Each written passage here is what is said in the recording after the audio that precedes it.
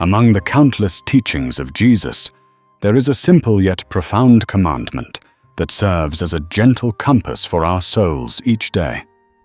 Give back to everyone what belongs to them. This teaching is not just about being fair with money or material things, but is also a deep reminder of the debts of gratitude we incur in life. It means returning to our parents the respect and gratitude for their silent sacrifices. It means giving back to friends sincerity and a reliable shoulder to lean on. It means offering empathy and a helping hand to those less fortunate than ourselves. And sometimes it means giving forgiveness to those who have hurt us, to free our own souls from the burden of resentment. Living by this teaching creates fairness and peace, not only for society, but first and foremost for our own hearts. It helps us avoid regrets, belated apologies, and builds strong, beautiful relationships. When we give respect, we receive respect in return. When we give kindness, our souls are filled with joy. Indeed, when we give love, we are fulfilling our greatest duty, as St. Paul wrote, "Owe no one anything except to love one another." Each day, may we learn to live generously, to offer a smile, a word of thanks, a gesture of care. Because when we give back to the world and to others the values they deserve, we are also receiving for ourselves a more complete and peaceful life. From the warm and intimate flow of the teaching, "Give back to everyone what belongs to them," let us together explore more deeply the distilled essences. This teaching is not a rigid rule, but a source, a river of grace that flows into myriad forms of just, loving, and righteous living. It invites us not only to see with our eyes, but with our hearts, to recognize the invisible debts we need to repay in every moment of our lives. Below are the philosophies illuminated by this teaching, with little stories from the shores of the Sea of Galilee, on the dusty roads of ancient Judea, where the word of the Lord still echoes. Before we begin, we kindly invite you to take a moment to subscribe to our channel to help spread this valuable content to your family and friends. We thank you, and now we invite you to listen. 1. Gratitude is the first and most sacred debt. We are not born from nothing, but from the sacrifice of our parents, the care of the community, and the grace of the Creator. Repaying this debt is not with equivalent material things, but with a heart that always remembers and a life that is worthy. That is how we honor our roots. One evening, as Jesus and his apostles passed by a vineyard heavy with fruit, Peter exclaimed, "Teacher, the land is so generous, giving us sweet fruits." Jesus smiled, picked up a dried grape branch from the ground, and said, "Peter, you thank the earth for the sweet fruit, and that is right. But do not forget to thank this withered branch as well. It lived and died to nourish the cluster of grapes you are eating." Complete gratitude is when we remember even the sacrifices that have become the past. 2. Honesty is the purest currency in all transactions. Returning truth to our words and integrity to our actions is giving back trust to others.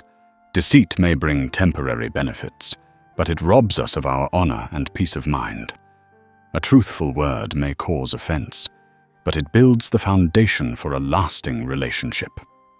A tax collector named Levi, later Matthew, asked Jesus as he dined with him, "Teacher, I was accustomed to dishonest scales to profit myself. Now how can I give back to those I have cheated?" Jesus looked at him and replied, "Begin by giving back honesty to the person before you. From now on, let every coin you receive be clean. Let every word you speak be upright. The greatest wealth is not in the money pouch, but in a conscience with nothing to hide.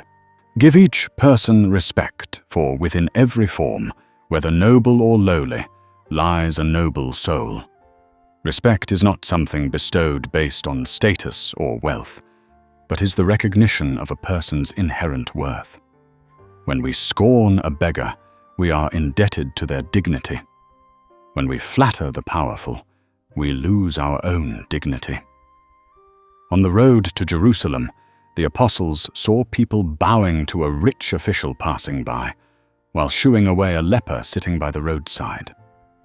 John, the disciple whom Jesus loved, felt indignant. Jesus then said to him quietly, "John, people pay that official deference because of his clothes and status. But you, give back to this leprous brother what belongs to God. That is dignity. Look into his eyes, and you will see a soul longing for recognition, just like your own. 4. Compassion is the debt we owe to the unfortunate. When we live in comfort and health, we are borrowing a privilege that many others do not have. To repay the debt is to share, to stoop down to the suffering, to use our own fortune, to soothe the pain of others. Indifference to the suffering of others is the greatest form of ingratitude. A poor widow came to Jesus and cried, "Teacher, I have nothing to offer to the temple, nor anything to give back to anyone." Jesus pointed to a man tenderly bandaging the wound of a stray dog and said, "You see, that man has no money either, but he is giving back to pain a soothing touch, to life a little care. You have a compassionate heart. That is the most precious gift. Use it to repay those who are lonelier than you with a word of comfort. That is the offering most pleasing to God." 5. Time is a gift that cannot be reclaimed. Pay it back wisely. Give diligence to your work. Give presence to your family. Give yourself moments of silence. Give God your prayers. Wasting time on trivial things is stealing the most precious gift that life has given to you and those who love you. Martha was busy preparing a meal while her sister Mary sat at Jesus' feet, listening to his teaching. Martha complained, "Lord, tell my sister to help me." Jesus gently replied, "Martha, you are worried about many things. You give your busyness to the kitchen, which is good. But Mary is giving her soul the gift of listening, and my words her attention. She has chosen the better part. Remember to give each moment its worthy value." 6. Forgiveness is the act of giving freedom back to oneself. When someone hurts us, they create a debt of suffering. To hold on to resentment is to shackle ourselves to that debt. Forgiveness is the courageous act of cancelling the debt for others. But the one who is freed first and most is our own soul. Peter asked, "Lord, how many times shall I forgive my brother when he sins against me? Up to 7 times?" Jesus answered, "I tell you, not 7 times, but 77 times. Because every time you forgive, you are not only giving your brother a chance, but you are also giving back to your soul the peace that resentment has stolen." 7. Responsibility is the shadow of action. Repay it by shouldering it. Every word we speak, every deed we do, creates a result. Evading the consequences is an act of cowardice. Bravely facing and shouldering responsibility is to give our actions completeness and maturity. A rich young man boasted to Jesus that he had kept all the commandments since he was a boy. Jesus looked at him and said, "You have done well in giving obedience to the law, but you still lack one thing. Go, sell everything you have and give to the poor, and then come, follow me. You will give meaning back to your wealth and give your life a greater responsibility." 8. Care is the debt we owe to all creation. The earth, trees, rivers, and living creatures do not belong to us. they are entrusted to us. Exploiting them to exhaustion and destroying the environment is to default on a debt to the future of our own descendants.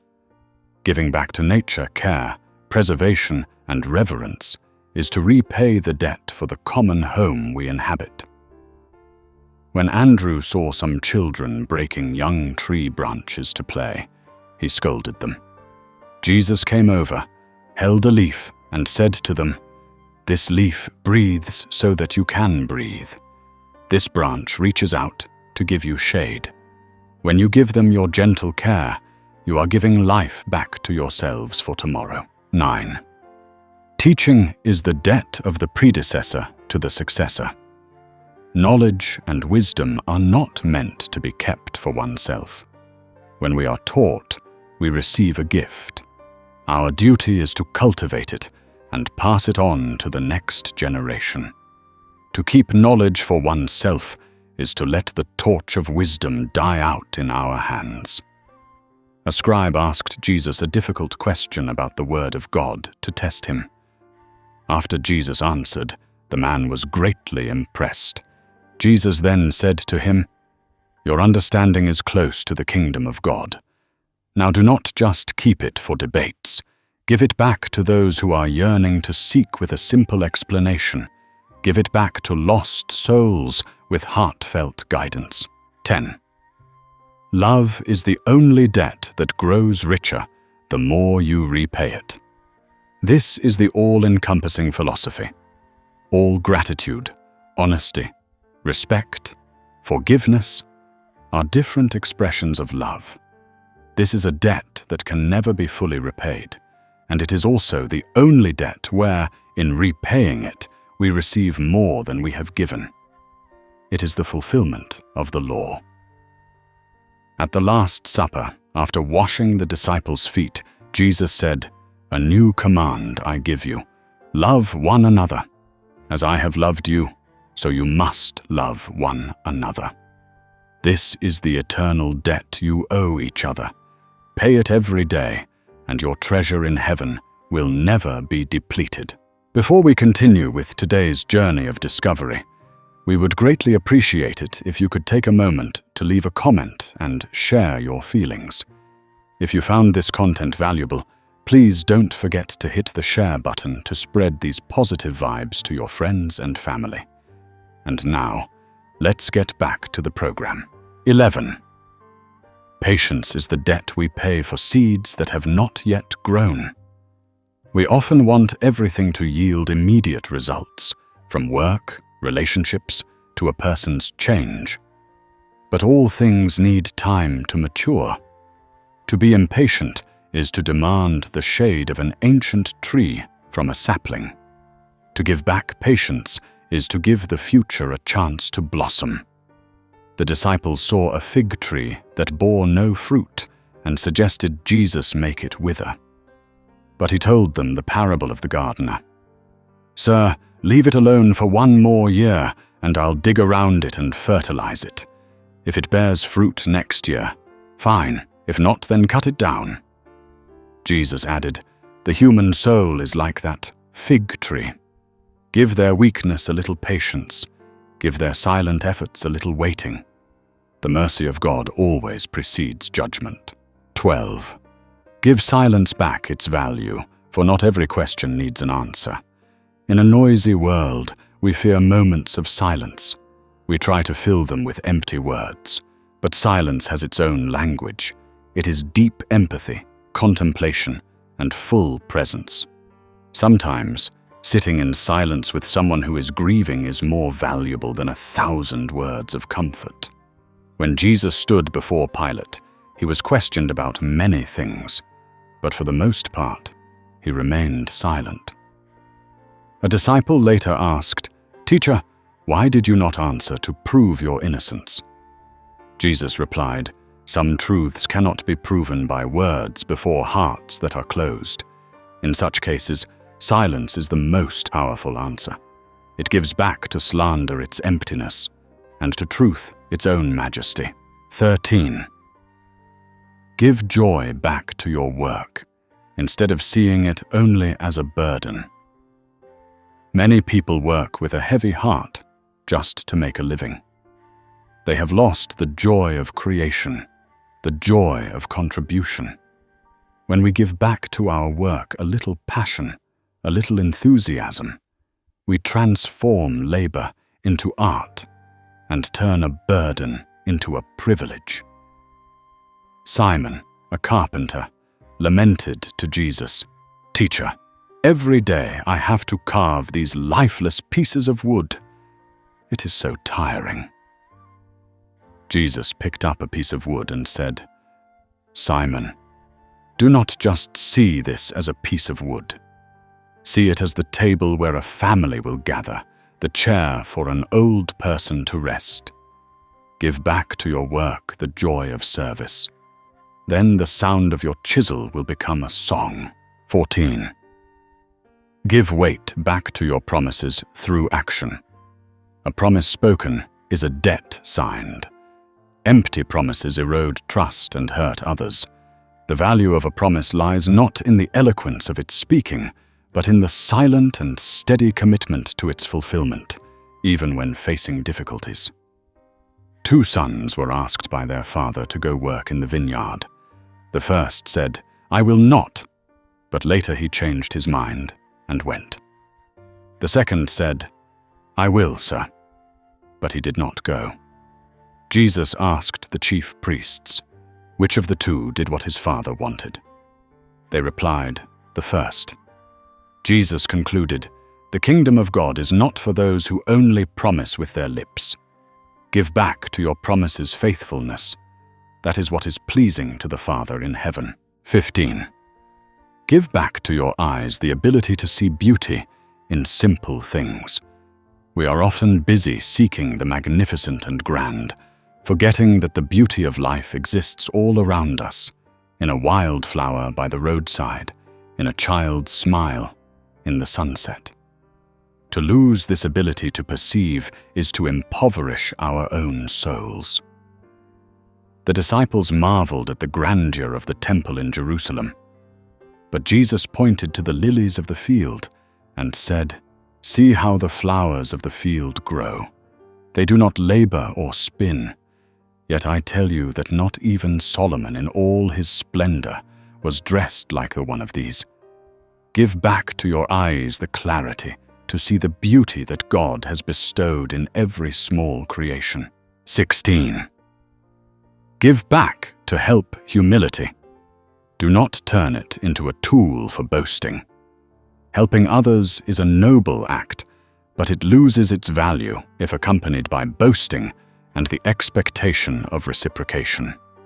True kindness is always silent, like a cool stream that flows without asking which land will receive it.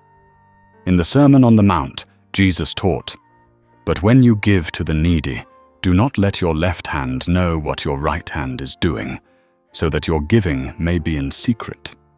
And your Father, who sees what is done in secret, will reward you."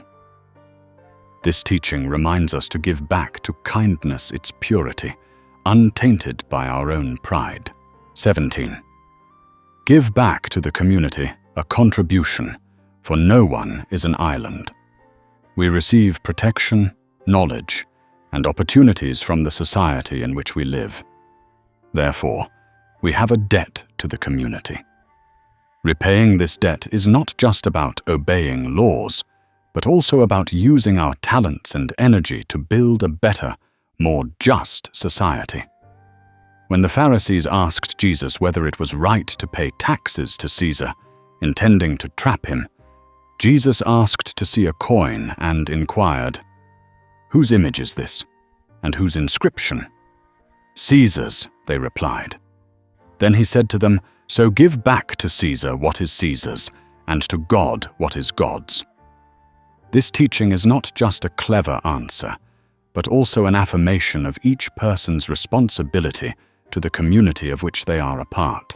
18. Give back to difference respect instead of judgment. Each person is a unique world with different beliefs, cultures, and ways of life. Trying to force others to be like us is an act of arrogance and short-sightedness. Learning to listen, to understand, and to live peacefully with differences is a sign of an open soul. The Samaritans and the Jews were hostile to each other. But in the parable of the Good Samaritan, it was the despised Samaritan who stopped to help the man who was robbed, while the priest and the Levite, both Jews, passed by. Jesus used this story to teach that compassion transcends all boundaries of race and religion. Give others back the right to be themselves. 19. Give back to pain a meaning. Turn it into strength. No one wants to suffer, but it is an unavoidable part of life. Instead of drowning in resentment, we can learn to look through the pain to find a lesson, a growth, a deeper compassion for those in similar situations. Before his passion, Jesus prayed in the Garden of Gethsemane. "My Father, if it is possible, may this cup be taken from me. Yet not as I will, but as you will." He did not run from pain, but embraced it and transformed it into the greatest redemptive act in history.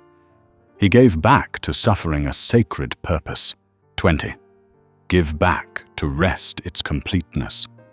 Overworking not only destroys the body, but also withers the soul. Rest is not laziness, but an essential need to regenerate energy and find balance. True rest is when both body and mind are relaxed, not haunted by work. After long days of preaching, Jesus would often lead his disciples to a quiet place to rest. He told them, "Come with me by yourselves to a quiet place and get some rest." He taught that to be able to give, we must first know how to refill ourselves. Give back to your body and soul the right to recover. 21. Give back to tradition. Discernment, not blind worship. Tradition is a precious treasure left by our ancestors. However, not everything from the past is suitable for the present. Preserving tradition does not mean copying it verbatim, but knowing how to distill its core values and essence to promote, while bravely eliminating outdated customs and things that are no longer appropriate. Jesus often criticized the Pharisees for being too legalistic about minor, man-made rules, while forgetting the core spirit of the law, which is love. He said, "You have let go of the commands of God and are holding on to human traditions." He taught us to give back to tradition its soul, not just to preserve its lifeless body. 22. Give back to prayer sincerity, not just memorized formulas. Prayer is an intimate dialogue with the Almighty. It becomes meaningless if it is just words repeated mechanically. A sincere prayer from the depths of the heart, even if it is just a sigh, is more valuable than hours of reciting empty prayers.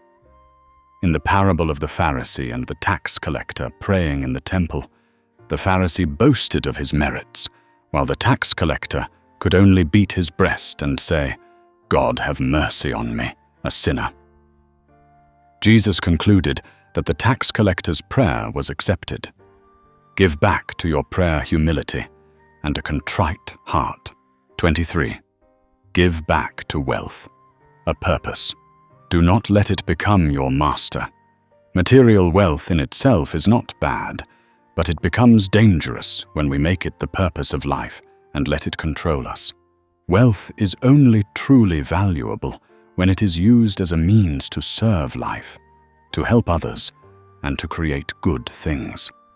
Jesus told the rich young man, "You still lack one thing. Sell everything you have and give to the poor, and you will have treasure in heaven." He did not condemn wealth, but he invited the young man to give his possessions a higher meaning than mere accumulation. Let wealth be your servant, not your master. 24. Give back to curiosity a direction. Do not let it wander aimlessly. Curiosity is the beginning of all understanding. But without direction, it can lead us to trivial, even harmful things. Direct your curiosity towards what is true, good, and beautiful, towards understanding yourself, exploring the world, and contemplating eternal values. Many followed Jesus merely out of curiosity to see miracles, but he always directed their attention from the external wonders to the internal transformation of the soul. When people asked him for a sign, he replied, "A wicked and adulterous generation asks for a sign, but none will be given it except the sign of the prophet Jonah." He invited them to give their curiosity a spiritual depth. 25. Give back to power the responsibility to serve, not the privilege to dominate. Power is a trust, not a possession. A truly powerful person is one who uses it to lift others up, to protect the weak, and to create justice. Abusing power for personal gain and oppressing others is the greatest betrayal of the trust that has been given. When the disciples argued about who was the greatest, Jesus said, "Whoever wants to become great among you must be your servant, and whoever wants to be first must be slave of all. For even the Son of Man did not come to be served, but to serve." He completely redefined the meaning of power, returning it to its essence of service. 26. Give back to the shared meal connection, not just refueling. In the hustle and bustle of life, the family meal is losing its meaning. It is not just a place to eat, but a place to share, listen, and connect with each other after a long day. Give back to the dinner table warmth, stories, and laughter. That is the glue that binds a family. The Last Supper is the most beautiful image of the meaning of a meal. Jesus did not just share bread and wine. He shared himself, gave his final teachings, and established a covenant of love. That meal became the center of the Christian faith, a constant reminder of communion and connection. 27. Give back to failure a lesson. Do not let it become a sentence. Everyone has failed. What matters is not whether we stumble, but whether we can get up after each fall. Failure does not define you, but how you face it does. See each failure as a stern teacher, teaching you lessons of humility and perseverance. Peter denied the Lord 3 times, a bitter failure. But after Jesus was resurrected, he did not rebuke him. He only asked him 3 times, "Simon, do you love me?" And each time Peter answered yes, Jesus entrusted him with the responsibility to feed my sheep. Jesus helped Peter give back to his failure a chance to start over and a new mission. 28. Give back to old age respect, not neglect. The elderly are living treasures of experience and wisdom. To abandon them, to see them as a burden, is an act of ingratitude and short-sightedness. Take the time to listen to them, learn from them, and care for them. To give respect back to old age is to honor our roots and enrich our own future. The 4th of the 10 Commandments is honor your father and your mother. This applies not only when parents are healthy, but is especially important when they are old. Jesus always emphasized the importance of fulfilling this duty, seeing it as the foundation of filial piety and an essential part of living a life pleasing to God. 29. Give back to criticism a receptive attitude, not a defensive one. No one likes to be criticized, but sincere feedback is a precious gift that helps us recognize our weaknesses to become better. Reacting with defensiveness and anger is to refuse an opportunity to grow. Learn to listen with an open and grateful mind. When John the Baptist sent his disciples to ask Jesus, "Are you the one who is to come? Or should we expect someone else?" This could be seen as a doubt, but Jesus did not get angry. He calmly replied, "Go back and report to John what you have seen and heard." He gave back to doubt concrete evidence and respect. 30. Give back to death serenity, for it is a part of life. The greatest fear of man is death. But if we live a full, loving, and responsible life, death will no longer be a terrifying end, but a return, a transition to a new life. Live each day as if it were your last, so that when you depart, you have no regrets. On the cross, Jesus' final words were, "It is finished. And Father, into your hands I commit my spirit." He faced death not with fear, but with the fulfillment of his mission and absolute trust. He gave back to death peace and turned it into the door to eternal life, proving that love is stronger than death. Before we continue with today's journey of discovery, we would greatly appreciate it if you could take a moment to leave a comment and share your feelings. If you found this content valuable, please don't forget to hit the share button to spread these positive vibes to your friends and family. And now, let's get back to the program. 31. Give back to joy its radiance. Don't keep it for yourself. Joy, like light, has its greatest value when it is shared. When you experience joy, consider it a lit candle. Your duty is to use that candle to light other candles that are flickering in the darkness of sorrow.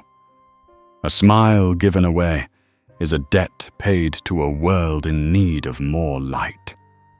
A child ran up to Jesus to show him a beautiful flower he had just found, clutching it tightly in his palm.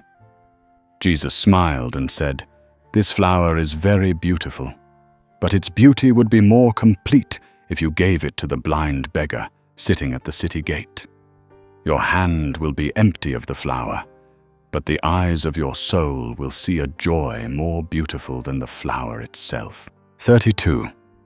Give back to your body the gift of listening, for it is your most faithful companion. We often push our bodies to their limits, ignoring their signals of fatigue or pain. We owe it our attention. Listening to your body is not about indulging laziness, but about respecting the temple of the soul. Eating when hungry, sleeping when tired, and resting when exhausted are the most basic ways to repay this silent companion. Seeing the disciples exhausted after a long day, James still tried to walk further. Jesus placed a hand on his shoulder and said, "James, your mind wants to go on, but your feet are begging for rest. You cannot preach about peace for the soul if you are at war with your own body. Sit here and pay your body the debt of your attention." 33. Give back to questions your respect, for they are the doors to wisdom. Many people fear questions, especially those about faith and the meaning of life. They think it is a sign of weakness or doubt. But a faith that dares not question is a blind faith. To respect your own questions and those of others is to honor the innate human desire to seek truth. Thomas, the doubter, said to Jesus, "Lord, we don't know where you are going, so how can we know the way?" Instead of rebuking him, Jesus used that very question to reveal one of the greatest truths. "I am the way, and the truth, and the life." He gave back to doubt an answer greater than the question itself. 34. Give back to simplicity its inherent beauty. Modern life pulls us into unnecessary complexity and endless desires. We forget that happiness often lies in the simplest things. Living simply does not mean living in poverty, but knowing what is enough, freeing the mind from trivial worries to focus on what truly matters. A rich woman invited Jesus to her home, which she had decorated lavishly and filled with countless dishes. But Jesus paid attention to the servant girl, who was quietly eating a piece of bread and drinking water in the corner of the kitchen. He said to the hostess, "You have offered me lavishness, and I thank you. But that girl is teaching me a lesson about contentment. For a peaceful soul is the most lavish feast of all." 35. Give back to your enemy, a chance to no longer be an enemy. Loving your friends is natural, but loving your enemies is the pinnacle of character. This does not mean condoning their wrongdoings. It means seeing through those actions to a person who is also suffering, who is also lost. With an act of kindness, a prayer, we can break the cycle of hatred. On the cross, amidst his agony, Jesus prayed, "Father, forgive them, for they do not know what they are doing." He gave back to those who crucified him, not a curse, but a prayer for forgiveness. He gave them the opportunity to no longer be enemies of God. 36. Give back to what is lost. A memory, not a clinging. Loss is inevitable. The loss of a loved one, an opportunity of youth. Grief is necessary, but dwelling in the past is to imprison oneself. Give what is lost a place of honor in your memory. Learn from it, and continue to live for the present and the future. When Lazarus died, his sisters Martha and Mary were devastated. Jesus wept with them, sharing their pain. He did not tell them not to cry, but afterward he raised Lazarus from the dead. He taught that we pay loss with our tears, but we must pay life with hope. 37. Give back to your talent. Cultivation. Don't let it rust from laziness. Everyone is given some talent, whether great or small. It is a gift and also a responsibility. To let a talent wither from lack of practice is a betrayal to the one who gave it to you. Repay that gift with your sweat and effort, so that it may shine ever brighter. In the parable of the talents, the servant who received 5 talents gained 5 more, and the one with 2 gained 2 more. But the one who received 1 talent went and hid it. The master rebuked him harshly. This parable reminds us to give back to our potential, a continuous development. 38. Give back to your words. Gentleness, for they can heal or wound. Words have invisible power. A harsh word can leave a scar on another's soul for years. Conversely, a kind, gentle word can lift a broken spirit. Be careful with your words. Use them as medicine, not as a knife. They brought to Jesus a woman caught in adultery and demanded to stone her. Jesus just silently wrote on the ground. When they kept questioning him, he looked up and said very gently, "Let any one of you who is without sin be the first to throw a stone at her." Those words did not condemn, nor did they excuse, but they had the power to disarm everyone. He gave back to sin forgiveness and to life a second chance. 39. Give back to loneliness a dialogue with yourself. Many people are afraid of being alone. They find every way to fill the void. But moments of solitude are precious opportunities to look deep within, to listen to our own desires and fears. Turn loneliness into stillness. Turn emptiness into a space for the soul to grow. Jesus often withdrew to deserted places to pray alone, especially before important decisions. He was not running from people, but seeking a deeper connection with the Father and with himself. He gave back to loneliness the value of contemplation. 40. Give back to beauty protection. Do not exploit it ruthlessly. Beauty is not just in art, but also in nature and cultural values. Protecting a scenic landscape, preserving a cultural heritage, and cherishing a work of art are ways of repaying the values that make this life richer and more meaningful. Seeing the merchants turning the temple court into a noisy marketplace, Jesus became angry and overturned their tables. He said, "My Father's house is a house of prayer, but you have made it a den of robbers." He acted decisively to restore to the place of worship its sanctity and solemn beauty. 41. Give back to freedom. The limit of responsibility. Freedom is not doing whatever you want. True freedom always comes with responsibility to oneself and to others. Using freedom to hurt others or to live indulgently is to turn freedom into a new form of slavery, to base passions. Paul, in his letter to the Galatians, wrote, "You, my brothers and sisters, were called to be free. But do not use your freedom to indulge the flesh. Rather, serve one another humbly in love." This teaching reflects the spirit of Jesus. Give back to your freedom the noble purpose of love. 42. Give back to the little things your attention, for they make up life. We often wait for big events and forget that life is woven from countless small everyday things: a good meal, a conversation, the morning sun. To ignore these things is to ignore happiness itself. Practice mindfulness in every small action. It is the way to live fully in each moment.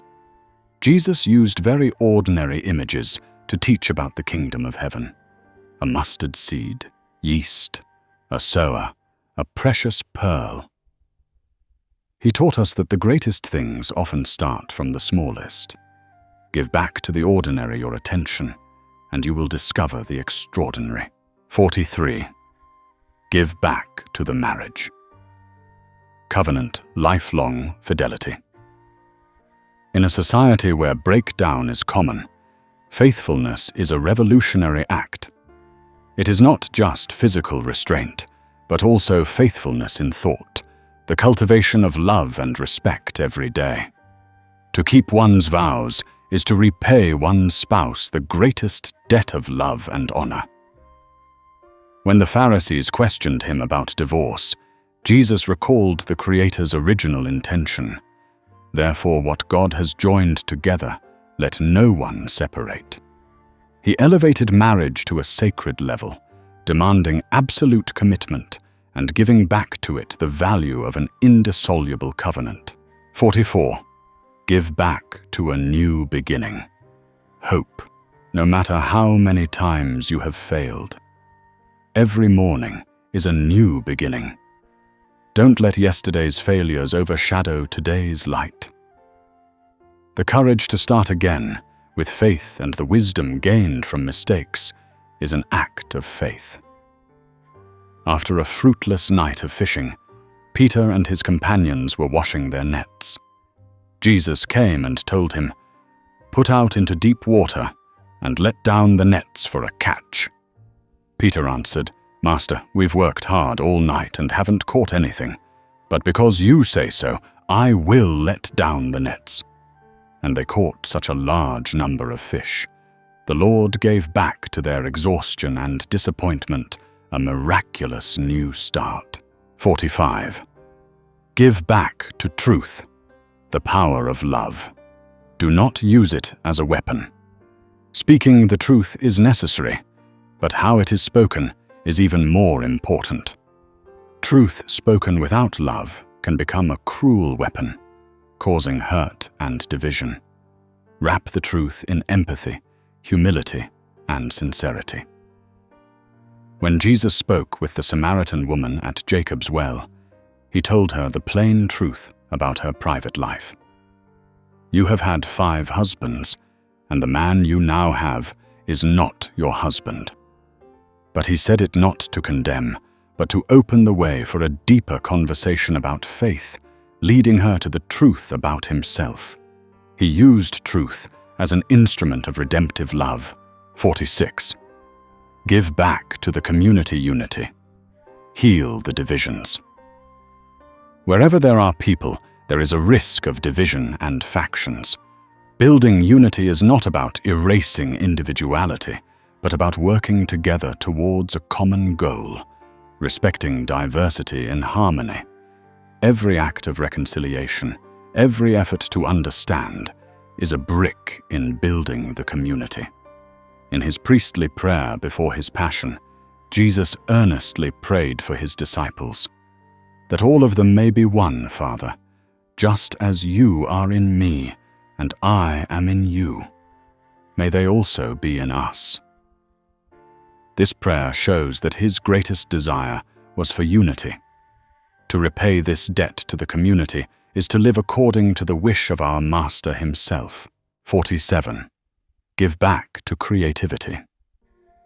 A space to soar. Humans are created in the image of the Creator, so our nature has a desire to create. Don't let the fear of mistakes, laziness, or the pressures of life stifle this ability. Take time to draw, to write, to play music, to garden. Anything that helps you express who you are and makes the world more beautiful. Jesus often used creative parables to express complex truths. He did not present a dry theological system, but told vivid stories that touched the hearts of his listeners. He gave back to teaching an artistic and poetic form. 48. Give back to wonder, the ability to astonish you. As we grow up, we gradually lose a child's capacity for wonder. We think we know everything, but life and the universe are always full of marvels. To retain a little innocence, to be able to marvel at a star-filled ski, at the complexity of a cell, is to retain humility and the joy of living. Nicodemus, a ruler of the Jews, did not understand when Jesus spoke of being born again from above. He was trapped in his rational understanding. Jesus spoke of the wind blows wherever it pleases, inviting him to open his heart to mysteries beyond understanding. He invited him to give back to faith the capacity to be amazed. 49. Give back to your thanks specificity. We often say thank you in a general way, but a thank you carries much more weight when it is specific. Thank you for listening to me when I was sad, or thank you for the delicious meal, has a much greater power to connect. It shows the other person that you truly recognize their action. Of the 10 lepers who were healed, only one, a Samaritan, came back to thank Jesus. Jesus asked, "Were not all 10 cleansed? Where are the other 9? He didn't just expect a general thanks. He expected a specific recognition, an act in response to the grace received. 50. Give back to life a song, whether written in major or minor keys. Each person's life is a unique piece of music, with joyful, soaring moments, major keys, and somber, painful times, minor keys. To live a full life is not just to seek the major keys, but to know how to combine all those notes into a harmonious and meaningful symphony. Your song is the legacy you leave to the world. The life of Jesus was a magnificent symphony. There were the high notes of miracles and acclamations, but also the sorrowful low notes of betrayal, suffering, and death. But in the end, it all concluded with a glorious resurrection note. He gave back to human existence a song of hope, proving that even from the saddest notes, a victorious melody can rise. Before we continue with today's journey of discovery, we would greatly appreciate it if you could take a moment to leave a comment and share your feelings. If you found this content valuable, please don't forget to hit the share button to spread these positive vibes to your friends and family. And now, let's get back to the program. 51. Give shape to your potential. Don't let it remain just a promise. Inside every person is a seed of greatness, an infinite potential that God has sown. To let that seed lie dormant in the soil of laziness or fear is the greatest debt we owe to the Creator and to ourselves. Bravely cultivate and water that potential with effort and passion so that it may bear fruit for the world. A young man named Daniel, talented in wood carving, worked as a fisherman to please his father. He brought a small, exquisitely carved bird statue to show Jesus. He said, "Teacher, it's just something I do in my spare time."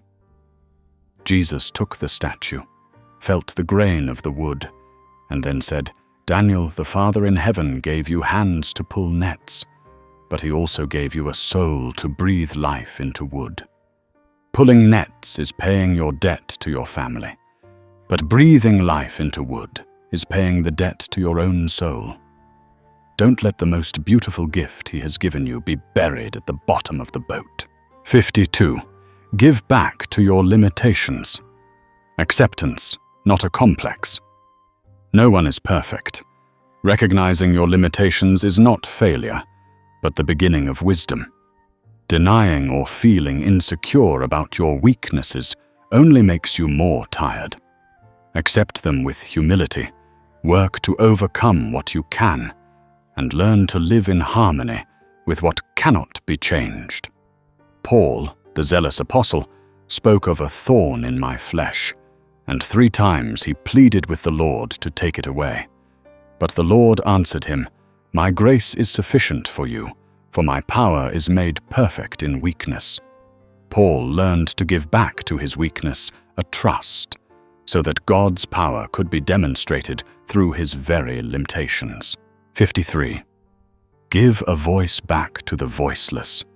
Do not let them be forgotten in silence. A society's development is not measured by the wealth of its richest, but by how it treats its most vulnerable. When you have the opportunity, the position, use it to speak up for those who cannot defend themselves, the poor, orphans, the oppressed. By becoming their voice, you are repaying the debt of compassion to justice. When John the Baptist was in prison, he sent his disciples to ask Jesus about his mission. Jesus replied, "Go back and report to John what your eyes have seen and your ears have heard. The blind receive sight, the lame walk, those who have leprosy are cleansed, the deaf hear, the dead are raised, and the good news is proclaimed to the poor." His answer was a declaration. His mission was to give back hope and dignity to those forgotten by society. 54. Give back to rest. True tranquility, not just a change of activity. Many people think rest is traveling or partying, but that is often just replacing one kind of noise with another. True rest requires silence, where the mind can settle down, where we can hear the voice of our soul. Set aside quiet moments in your day, even if only for a few minutes, to do nothing at all. Seeing his disciples surrounded by the crowd, without even time to eat, Jesus said to them, "Come with me by yourselves to a quiet place and get some rest." He understood that to give effectively, one must first recharge with silence. Giving back silence to the soul is giving back its vitality. 55. Give back to generosity discretion, so it does not become a performance. Kindness that is paraded is kindness tainted by pride. True generosity does not seek recognition from others. It is like the sun, which shines on everyone without demanding a word of thanks. Let your good deeds be a sweet secret between you and God. Jesus pointed out to his disciples the poor widow who put 2 small copper coins into the temple treasury. He said, "Truly I tell you, this poor widow has put more into the treasury than all the others. Because the others gave out of their wealth, but she, out of her poverty, put in everything she had to live on, silently and completely. She gave back to her offering absolute purity. 56. Give back to doubt a dialogue, not suppression. Faith is not the absence of doubt, but the ability to dialogue with that doubt. When questions arise in your mind, do not rush to dismiss them. Face them, explore, reflect, and seek answers. A faith that has been tested by doubt becomes stronger and more mature. After the resurrection, Jesus appeared to the apostles, but Thomas was not there. He declared, "Unless I see the nail marks in his hands, I will not believe." Jesus did not abandon him in his doubt. He returned, showed him his wounds, and invited him, "Stop doubting and believe." He gave back to doubt a loving encounter. 57. Give back to future generations a healthy planet. We are only stewards of this earth, not its owners. We are borrowing resources from our descendants. Every act of environmental protection, no matter how small, like saving water, planting a tree, or reducing waste, is an act of repaying the debt to future generations. In the Sermon on the Mount, Jesus said, "Blessed are the meek, for they will inherit the earth." This can be understood with a new depth. Those who live gently, respecting life and nature, are the ones worthy of inheriting this earth and have the responsibility to preserve it for all time. 58. Give back to your mind control. Don't let it wander in anxiety. The mind tends to worry about the future or regret the past. It rarely stays in the present. Constant worry drains our energy. Learn to observe your thoughts and gently bring them back to reality. Jesus taught, "Therefore do not worry about tomorrow, for tomorrow will worry about itself. Each day has enough trouble of its own." He was not promoting irresponsibility, but inviting us to give each day our full focus, freeing our minds from the burden of things that have not yet happened. 59. Give back to truth, courage, even at a cost. Speaking truth in the face of injustice and oppression requires great courage. To be silent in the face of evil is a form of complicity. Though you may be hated or disadvantaged, the voice of truth will always resonate and have the power to liberate. John the Baptist did not hesitate to rebuke King Herod for his sin, and he paid for it with his life. Jesus praised him as the greatest among men. He showed that giving courage back to truth is a noble act worthy of the kingdom of heaven. 60. Give back to a broken relationship an effort to mend. It is easy to give up on a relationship when it becomes difficult. But to make the effort to understand, to forgive, and to heal is the act of mature love. Don't wait for the other person to take the first step. Be the one to bring the olive branch of reconciliation. Jesus taught, "Therefore, if you are offering your gift at the altar, and there remember that your brother has something against you, leave your gift there in front of the altar. First go and be reconciled to your brother. Then come and offer your gift." He placed mending relationships above even the act of worship, showing how great our debt to unity is. 61. Give back to rules a soul. Don't turn them into cages. Laws and rules are necessary to maintain order. But when we obey them mechanically, forgetting the spirit of love and justice behind them, they become cages that imprison freedom and compassion. On the Sabbath, Jesus healed a man with a withered hand in the synagogue. The Pharisees watched to accuse him. He asked them, "Which is lawful on the Sabbath? To do good or to do evil? To save life or to destroy it?" He gave back to the law its soul. which is the love for humanity. 62. Give back to those who serve you a concrete expression of gratitude. We often take for granted those who serve us: the waiter, the garbage collector, the janitor. Look them in the eye, smile, and say a sincere thank you. That small act acknowledges their dignity and contribution, repaying them the debt of respect. Jesus at the Last Supper knelt and washed his disciples' feet, a servant's task. He did this to teach them a lesson. Now that I, your Lord and teacher, have washed your feet, you also should wash one another's feet. He gave back to service a royal dignity. 63. Give back to your instincts the guidance of reason and soul. Instincts, for food, survival, self-defense, are a natural part of being human. But if we let instincts rule completely, we are no different from animals.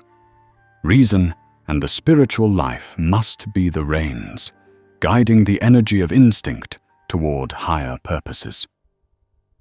When tempted in the wilderness, the devil challenged Jesus to turn stones into bread to satisfy his physical hunger. But he answered, "Man shall not live on bread alone, but on every word that comes from the mouth of God." He gave back to instinct its proper priority. Spiritual needs must always be placed above physical needs. 64. Give back to the promises you make to yourself. Faithfulness. We often find it easier to keep promises to others than to ourselves. Resolutions to improve ourselves, waking up early, exercising, reading, are often abandoned. Learn to respect the commitments you make to yourself. That is how you build self-respect and inner strength. In the parable of the 10 virgins, the 5 wise ones had prepared extra oil for their lamps, while the 5 foolish ones had not. They were not faithful to their own responsibility. When the bridegroom arrived, they were not ready. This parable reminds us to give back to our own future careful preparation. 65. Give back to the prosperity of others. A word of congratulations, not envy. Envy is a silent poison that destroys the soul. It makes us unable to rejoice in the happiness of others. Learn to sincerely congratulate them on their success. In doing so, you are freeing yourself from negativity and opening your heart to receive blessings for yourself. In the parable of the workers in the vineyard, those who had worked since morning were envious when they saw that those who started at the last hour received the same pay. They could not be happy for the good fortune of others. The master said, "Are you envious because I am generous?" This story teaches us to give back to God's generosity and others' good fortune and open heart. 66. Give back to sound judgment. Slowness. Hasty reactions and quick judgments often lead to mistakes. When faced with a complex situation or an accusation, practice the habit of pausing, taking a deep breath, gathering more information, and considering multiple perspectives. This slowness is the debt we owe to the truth. When they brought the woman caught in adultery, the crowd was ready to judge and execute. Jesus did not give an immediate verdict. He remained silent, writing on the ground, allowing time and tension to subside. His slowness opened the way for a solution full of wisdom and mercy. 67.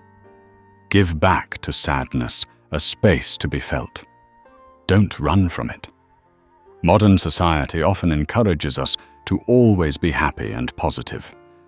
This inadvertently makes us fear and run away from sadness. But sadness is a legitimate and necessary emotion. Allowing yourself to be sad, to cry, is a healthy act of self-care that helps us process losses and heal. When he heard that his friend Lazarus had died, Jesus wept. He did not hide his sorrow from everyone. He showed that even the Son of God felt the human pain of loss.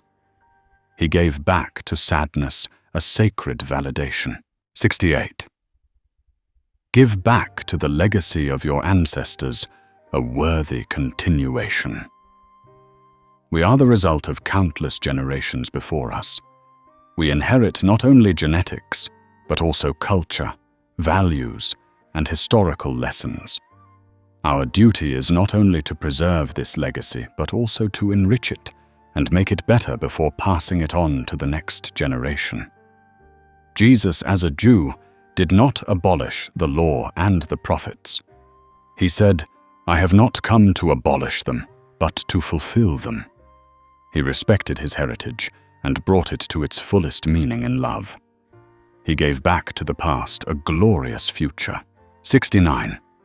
Give back to the right to be weak, a sense of safety. In a world that values strength and success, showing weakness or vulnerability is often seen as failure. Create a safe space in your relationships where others can take off their strong masks without fear of judgment or exploitation. That is the most precious gift you can give them. The tax collectors and sinners often gathered around Jesus to listen to him. The Pharisees muttered, "This man welcomes sinners and eats with them." But it was precisely because he created a safe, non-judgmental space that the most wounded souls came to him for healing. 70. Give back to life a yes full of trust. Life doesn't always go the way we want. There will be times when we face harsh circumstances, paths we did not choose. Instead of resisting in bitterness, learn to say yes to God's will, with the faith that he can turn all things, even the worst, to good for those who love him. In the Garden of Gethsemane, facing his impending death, Jesus prayed, "My Father, if it is possible, may this cup be taken from me. Yet not as I will, but as you will." This yes was not a weak surrender, but the pinnacle of trust and love. It was the final and most complete debt that the Son of Man paid back to the Father, and in doing so, redeemed all of humanity. Before we continue with today's journey of discovery, we would greatly appreciate it if you could take a moment to leave a comment and share your feelings. If you found this content valuable, please don't forget to hit the share button to spread these positive vibes to your friends and family. And now, let's get back to the program. 71. Give back to truth its complexity. Don't force it into black and white molds. The human mind tends to simplify things, to categorize them neatly as good, bad, friend, foe, right, wrong. But reality is rarely that simple. A person can have both good and bad qualities. A situation can be both a challenge and an opportunity. Giving back to truth its multifaceted nature is an act of wisdom and tolerance. The disciples were arguing fiercely about the Romans. Peter said, "They are evil, our oppressors." But Matthew, who had been a tax collector, remained sumped and silent. Jesus asked, "When you look at a pomegranate tree, do you say the flowers are beautiful but the roots are ugly? Or do you understand that both are needed to produce sweet fruit? Do not be quick to judge an entire people by the actions of a few. Give back to each person their own complex story." 72. Give back to your body the dignity of a temple, not just a tool. We have spoken of listening to the body, but there is a deeper step. Recognizing that this body is not just a machine for work or an object for pleasure. It is the sacred temple where the soul and the spirit dwell. Every act of eating, resting, and working can become an act of worship when performed with reverence and awareness. Seeing some people eating hastily and crudely without regard for anyone, Jesus said quietly to his disciples, They are fueling their bodies. But you, when you eat, remember that you are nourishing the temple of God. Eat slowly, with gratitude, and turn your meal into a wordless prayer. 73. Give back to your life story a full acceptance, both its glory and its brokenness. Everyone has their own story, with glorious chapters and chapters full of tears. We tend to show off our successes and hide our failures and wounds, but it is our scars that make us unique. Accepting and owning your entire life story is the most powerful act of self-liberation. A sinful woman came to anoint Jesus with perfume and wash his feet with her tears. Simon the Pharisee thought scornfully of her, but Jesus told the parable of the two debtors and concluded, "Her many sins have been forgiven, as her great love has shown." He did not erase her past, but turned that sinful past into the measure of her love and gratitude. 74. Give back to the unknown trust, not fear. The future is an unknown. Our instinct is to fear what we cannot control. But faith is the art of being comfortable with unanswered questions. It is the trust that no matter what the road ahead looks like, there is a providential hand guiding the way. When Peter walked on the water toward Jesus, he managed for a while. But when he saw the wind and the waves, he became afraid and began to sink. Jesus reached out his hand and caught him, saying, "You of little faith, why did you doubt?" He taught that when we give trust back to uncertainty, we can do the seemingly impossible. 75. Give back to creativity. A sense of play. Don't let it be pressured by perfection. Many people dare not create for fear their product will not be perfect enough, not be recognized by others.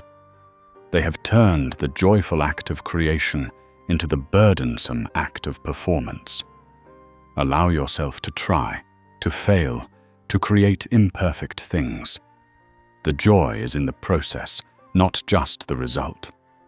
Jesus watched the children playing in the marketplace, imitating weddings and funerals, singing and dancing with abandon. He said to the scowling adults watching them, "Unless you change and become like little children, you will never enter the kingdom of heaven." He gave back to innocence and play a heavenly value. 76. Give back to boundaries. Clarity and kindness.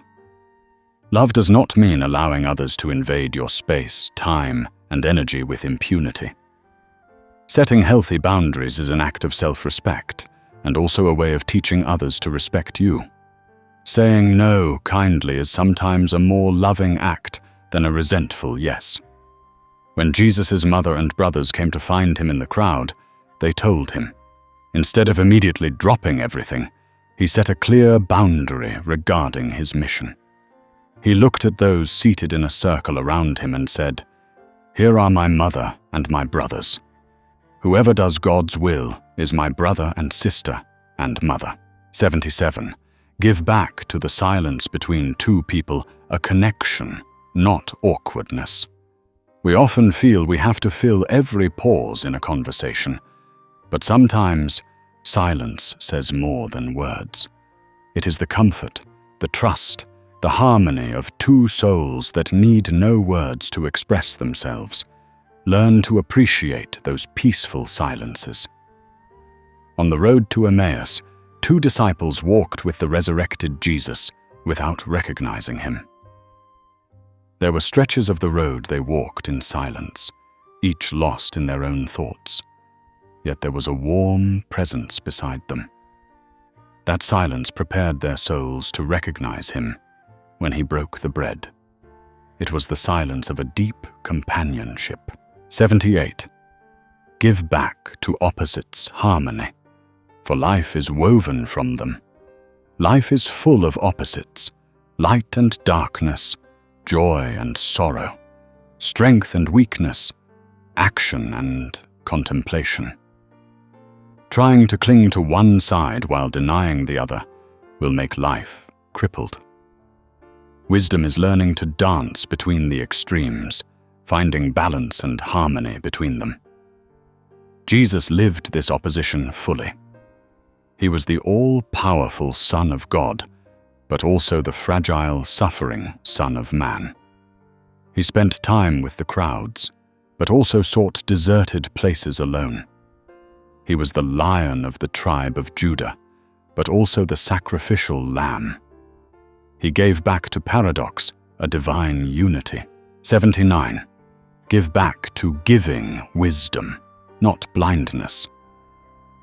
Kindness is a noble virtue, but kindness without wisdom can be harmful. Giving money to an addict allows them to continue their addiction. Doing everything for your children prevents them from growing up. Give what others truly need for their development, not what they want to satisfy a momentary weakness. When the paralyzed man was lowered down by his friends in front of Jesus, the first thing he probably wanted was to walk.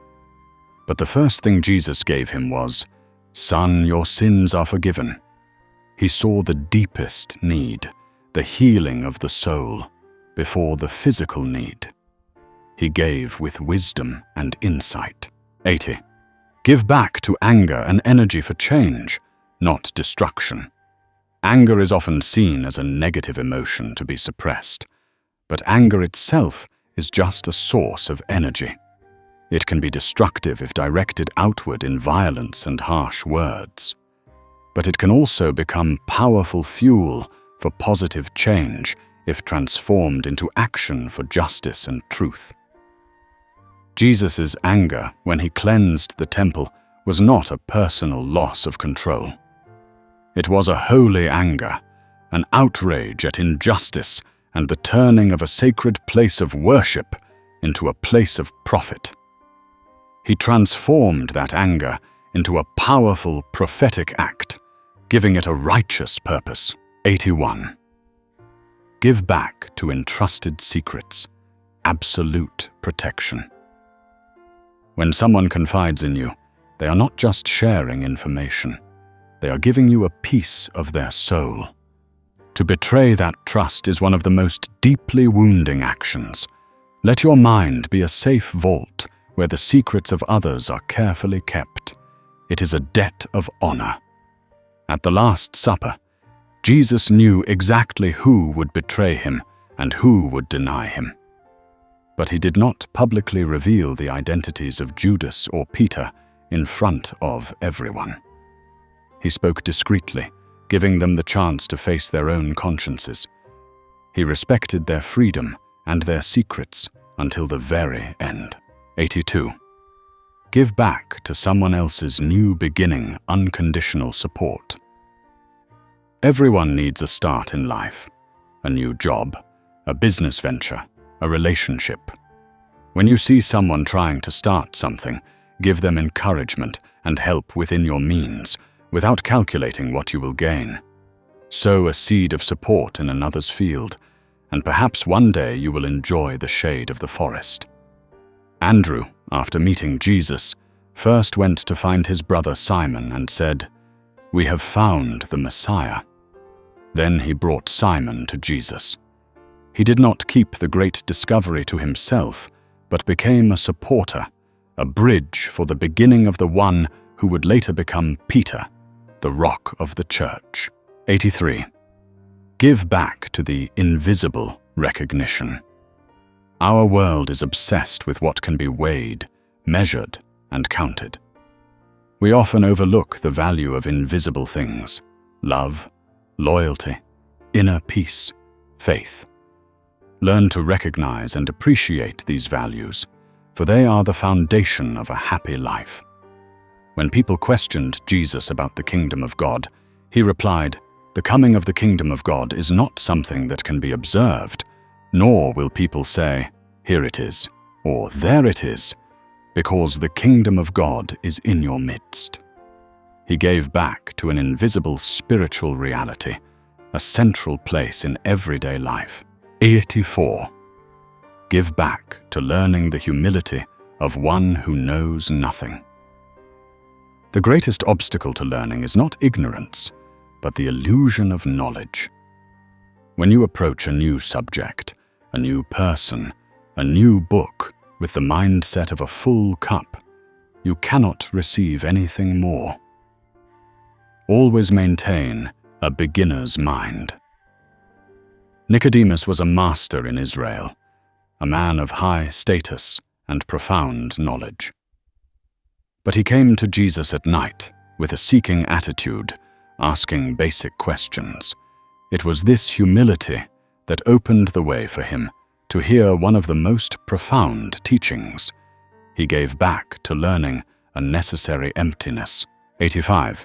Give back to rituals the participation of the heart, not just the presence of the body. Rituals, from religious to social, risk becoming empty habits. We attend passively, our minds elsewhere. Turn every ritual into a conscious act.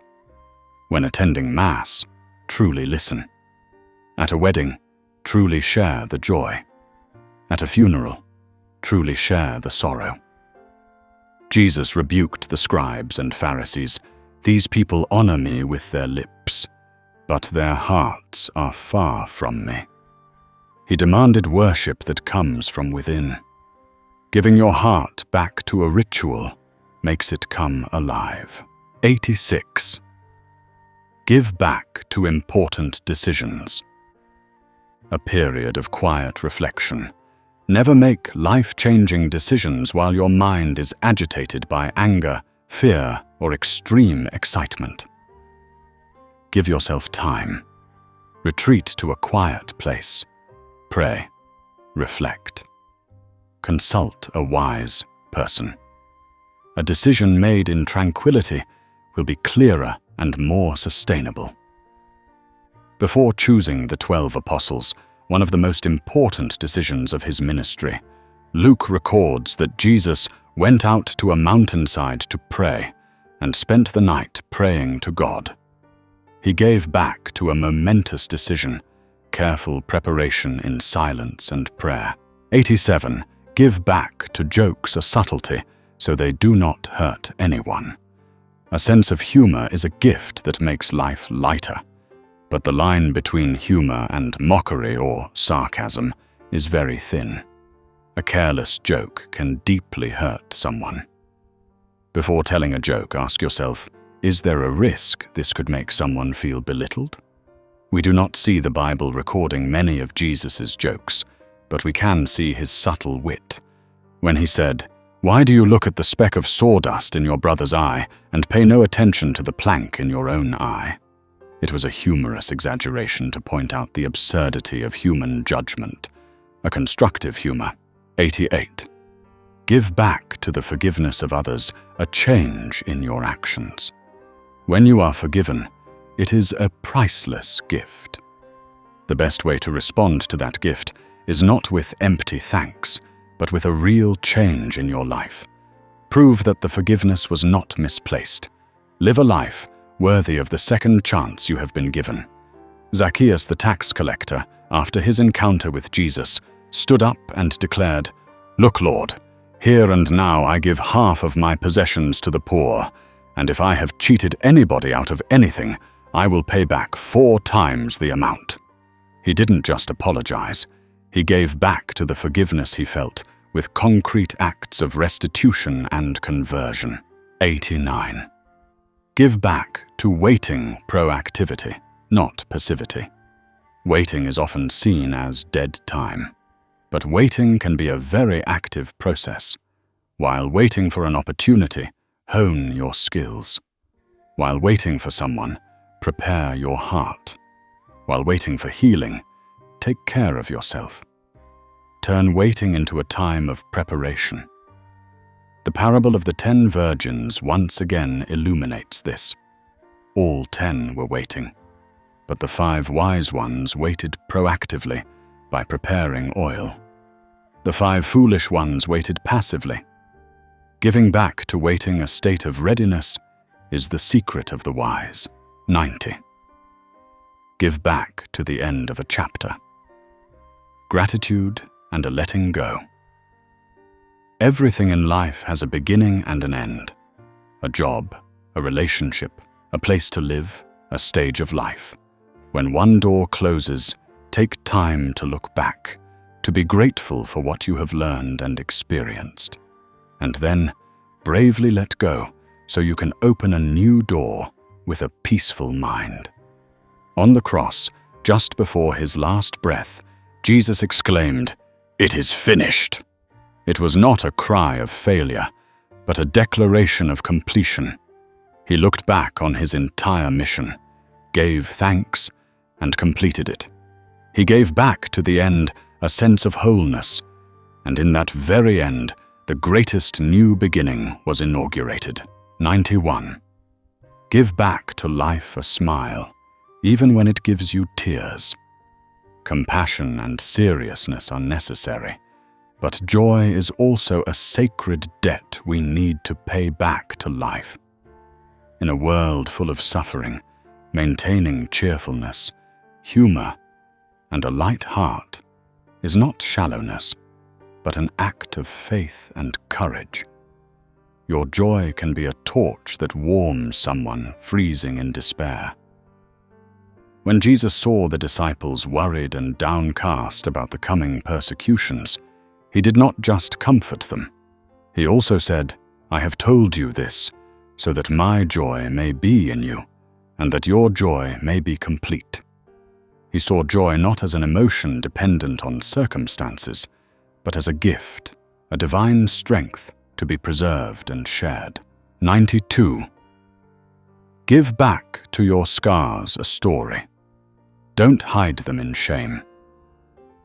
Our bodies record the journey of our lives.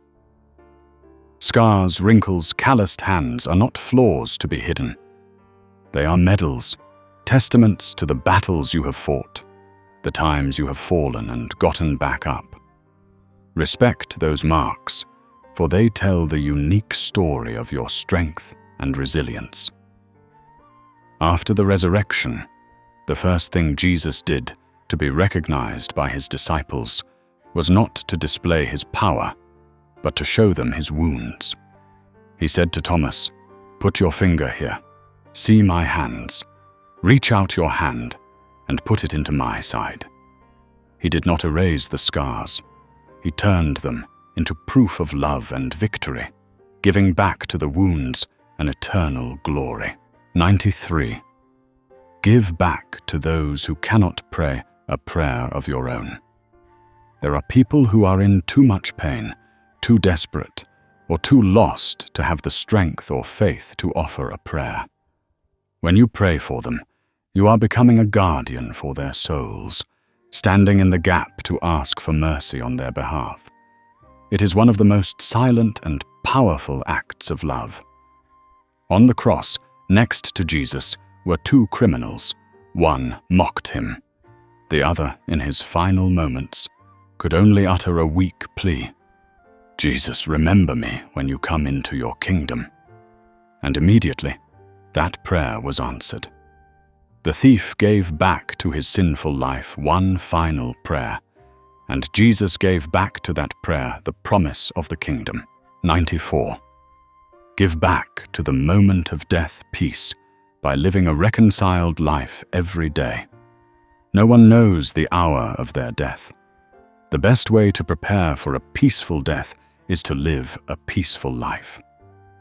Don't let the sun go down while you are still angry. Say you're sorry, offer forgiveness, speak words of love today. Keep your affairs in order. Then death will come like a sleep, not a struggle of regret. The parable of the rich fool shows a man who spent his life storing up treasures for himself. He said to himself, "You have plenty of grain laid up for many years. Take life easy, eat, drink, and be merry." But God said to him, "You fool, this very night your life will be demanded from you." He had not given back to his life a readiness, and his death became a tragedy. 95. Give back to the least of these service, as if you were serving God Himself. This is the philosophy that synthesizes all compassion and respect. When you feed the hungry, give drink to the thirsty, welcome a stranger, you are not just doing a charitable act. You are performing an act of worship. You are touching God Himself, hidden in the guise of the weak and the poor. In the parable of the final judgment, the king will say to the righteous, "For I was hungry, and you gave me something to eat.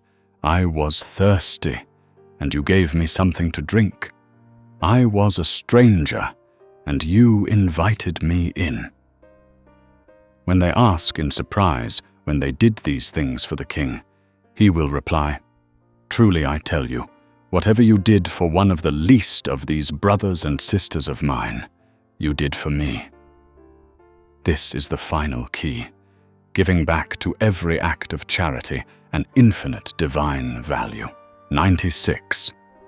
Give back to the source all that you have received, for that is the final journey of all rivers.